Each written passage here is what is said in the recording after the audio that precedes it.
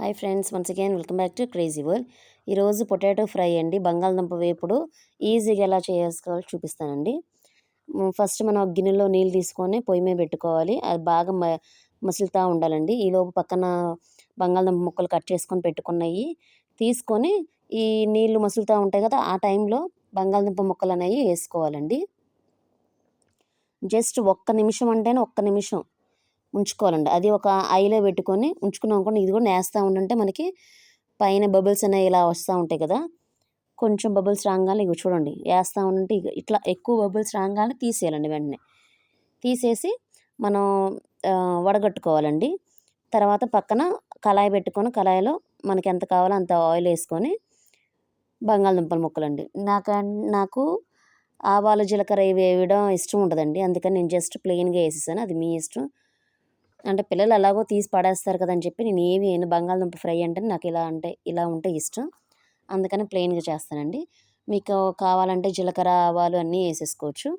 వేసుకొని చక్కగా కలుపుకుంటూ ఉండాలండి. చూసారా, మనకి మామూలు బంగాళదుంప కూరకి దీనికి ఏంటంటే, బంగాళదుంప కూర అనగానే మనం వేయంగానే కళాయికి అంటుకొని ఒక గంటతో ఇలా గీకుతూ ఉండాల్సి వచ్చింది. కానీ మనకి ఇలా ఉండదు. చూడండి, తిప్పుతూ ఉండంటే మనకి నాకు అసలు ఈ గంటకి ఇంత కూడా అంటలేదండి.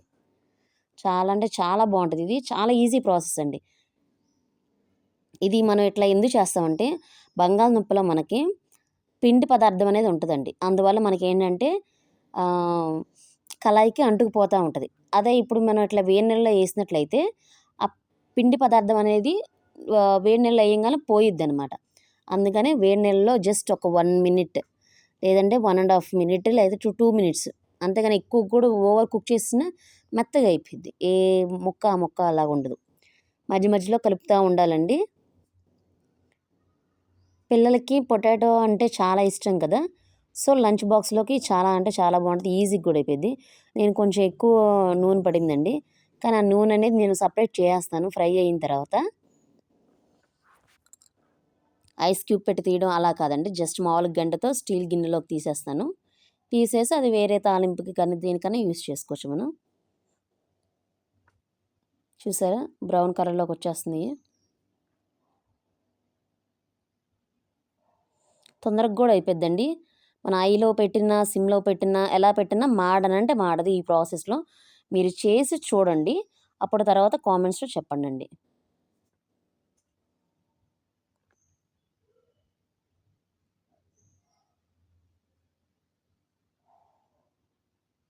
ఈ ఏ బాగా వేగిన తర్వాత నేను నూనె సపరేట్ చేస్తాను. ఇదిగోండి, చూసారు కదా, ఇప్పుడు ఆల్మోస్ట్ వేగిపోయినాయి ముక్కలన్నీ.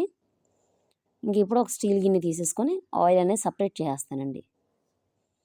నేను ఫ్రైస్కి ఎప్పుడు కొంచెం ఎక్కువ ఆయిల్ వేసేసుకున్నాను, ఎందుకంటే ఫ్రై అయిన తర్వాత ఆయిల్ అనేది సపరేట్ చేసేస్తానండి.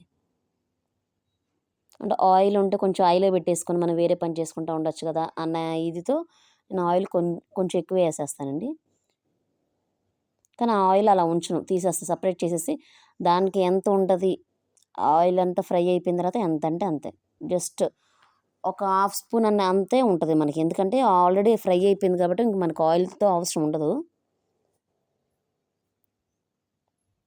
ఆయిల్ సపరేట్ అయిన తర్వాత పసుపు కానీ ఉప్పు కారం ఇవన్నీ వేస్తాను. లేదంటే ముందు వేసేసిన తర్వాత సపరేట్ చేయడానికి మనకు ఉండదండి. పసుపు ఒక హాఫ్ స్పూన్ అండి. ఫ్రై ఇప్పుడు చూడండి, పసుపు కలర్లో భలే అయిపోతుంది కదా.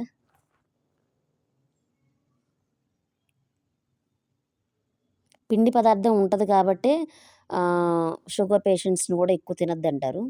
అలాగే ఇప్పుడు 1.5 స్పూను కారం వేసుకుంటున్నానండి. 1.5 స్పూను కారం అండ్ సాల్ట్ కూడా 1.5 స్పూనేనండి.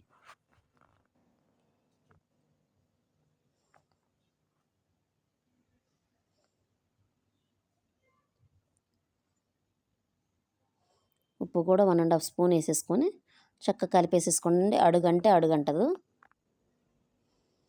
అలా అని చెప్పేసి హైలో ఉంచేసేసుకొని మనం వేరే పని చేసుకుంటూ ఉంటే నల్లగా అయిపోతాయండి. అడుగంటది కానీ నల్లగా అయిపోతాయి ముక్కలు.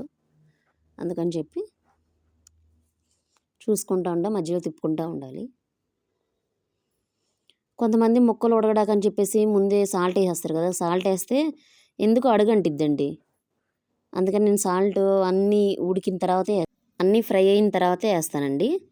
If you like the video please like, share and subscribe. And మీరు ట్రై చేసిన తర్వాత ఎలా వచ్చిందో కామెంట్స్లో చేయండి.